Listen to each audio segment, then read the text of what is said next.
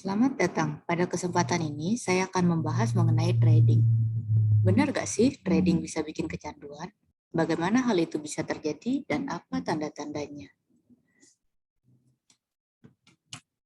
Beberapa tahun belakangan, memasuki era digital, trading menjadi populer, termasuk di kalangan pemula, bahkan anak muda yang belum mengenal pasar dagang sebelumnya.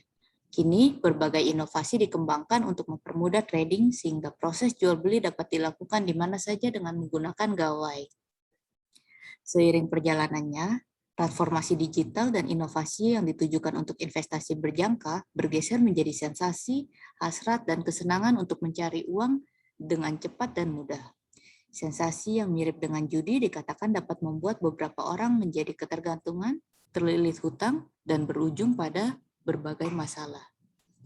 Jadi benar gak sih trading itu bikin kecanduan? Sebelumnya, mari kita kenal apa itu kecanduan atau adiksi. Adiksi adalah kondisi ketika seseorang tidak dapat menghentikan penggunaan suatu substansi atau perilaku meskipun sudah ada dampak fisik, psikologis, dan sosial yang buruk. Sekarang tidak hanya obat-obatan saja, kita sudah mulai mengenal adiksi perilaku seperti internet, pornografi, game, judi, dan masih banyak lagi. Iya, bisa jadi adiksi. Terus, adiksi perilaku kenapa termasuk suatu gangguan? Seseorang dikatakan mengalami adiksi perilaku bila ada kondisi sebagai berikut. Ia kehilangan kendali atas suatu perilaku, ia menghabiskan sebagian besar waktunya terhadap perilaku tersebut, perilaku itu menjadi sesuatu yang terus-menerus dipikirkan berulang, meskipun sudah ada dampak negatif yang nyata. Selain itu, ada juga peningkatan dari kuantitas maupun kualitas perilakunya. Tidak jarang orang tersebut sudah mencoba untuk berhenti, namun gagal karena timbul rasa tidak nyaman. Akhirnya, aktivitas hariannya menjadi gangguan karena hal-hal tersebut termasuk aktivitas pekerjaan, sosial, pendidikan, interaksi dengan orang lain, dan aktivitas-aktivitas lainnya. Berbagai kesulitan dan penderitaan yang dialami inilah yang membuat adiksi dikategorikan sebagai suatu gangguan. Bagaimana hal ini bisa terjadi?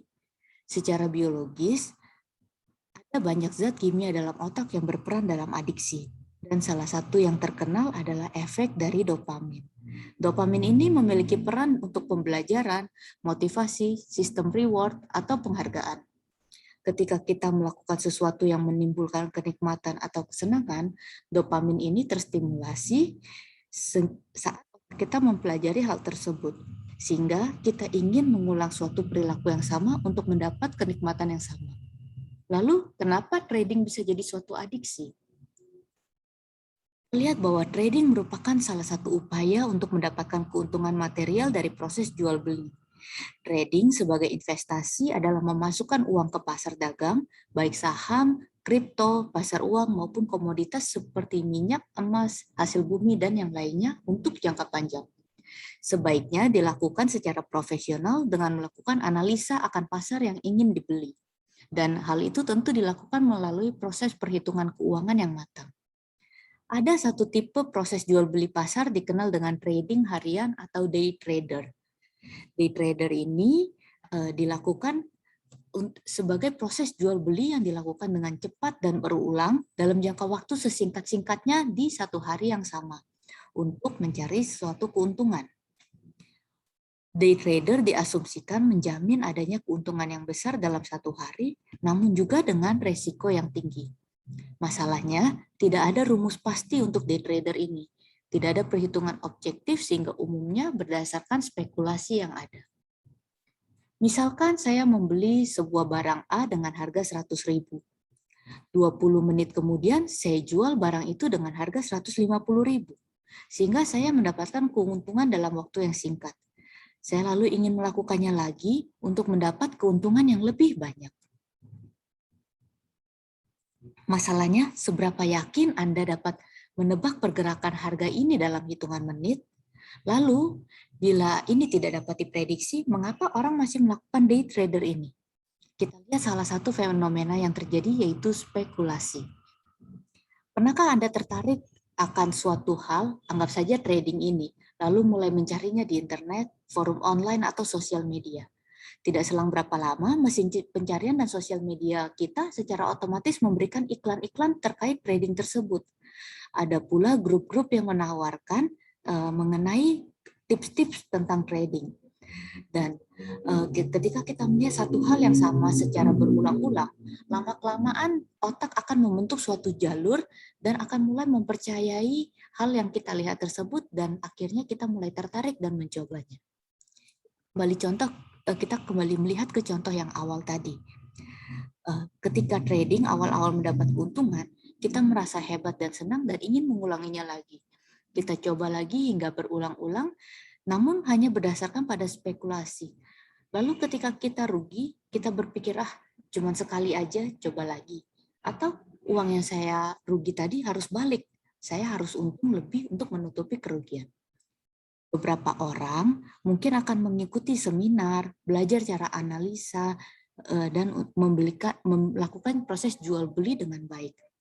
Namun ada beberapa lainnya cenderung menginginkan yang instan sehingga hanya mengikuti apa yang ada, rumor atau spekulasi. Nah, trading seperti ini itu menjadi sangat menarik, menyenangkan, menstimulasi dan menantang sehingga mendorong jalur reward yang tadi untuk mencari keuntungan, bahkan bersemangat atau termotivasi untuk mencari keuntungan sehingga mengesampingkan potensi kerugian. Jadi hal ini mirip dengan perilaku yang kita kenal dengan judi. Beberapa pakar memang menyebutkan adanya kesamaan antara trading harian dengan tipe judi. Dan judi adalah perilaku yang beresiko tinggi mengalami adiksi. Lalu bagaimana membedakan trading yang dilakukan dengan investasi atau judi? Berdasarkan penelitian, investasi biasanya dilakukan dalam jangka waktu yang cukup panjang, misalnya bulanan atau bahkan tahunan. Sedangkan judi biasanya dilakukan dalam waktu sesingkat-singkatnya untuk mencapai keuntungan dan meminimalisir kerugian. Beberapa orang melakukannya dalam hitungan menit bahkan jam. Risiko dari investasi akan jauh lebih kecil dibandingkan judi. Investasi tidak dilakukan by chance atau secara acak, dengan perhitungan atau analisa yang matang sehingga hasilnya akan lebih dapat diprediksi. Pada day trading, hal ini agak berbeda. Beberapa orang menggunakan spekulasi dengan asumsi melihat pola. Spekulasi sering dianggap sebagai konsep yang menengahi judi dan investasi. Biasanya disebut mengikuti angin market atau dengan kata lain mengikuti trader lain, rumor atau spekulan lainnya. Hal inilah yang membawa ketegangan tinggi dan tidak dapat diprediksi dan akhirnya membuat pergerakan di reward system di otak dan membuat kita ingin terus-menerus melakukannya. Trading seperti ini akan menjadi bermasalah ketika frekuensinya menjadi semakin sering, jumlahnya semakin besar dengan risiko yang semakin tinggi, dan adanya keinginan untuk mengejar kerugian yang telah terjadi. Ketika rugi atau gagal melakukan trading, seseorang itu jadi mudah marah, bahkan bertindak agresif. Di dalam kehidupan sehari-harinya, ia terus-menerus memikirkan trading dan mengabaikan aktivitas yang membawa kesenangan lainnya. Sehingga aktivitas harian, pekerjaan, dan relasi orang lainnya jadi ikut terganggu. Bila hal ini terjadi, tidak perlu malu atau takut untuk membicarakan dengan orang terdekat. Jangan sukar pula untuk datang ke profesional sehingga Anda tidak mengalami kerugian yang lebih jauh lagi. Ingat bahwa kerugian tidak hanya pada finansial, namun juga pada kondisi mental, pekerjaan, dan relasi Anda dengan orang lain. Anda dapat melakukan konsultasi dengan terapi khusus adiksi atau psikiater adiksi. Terima kasih, semoga bermanfaat.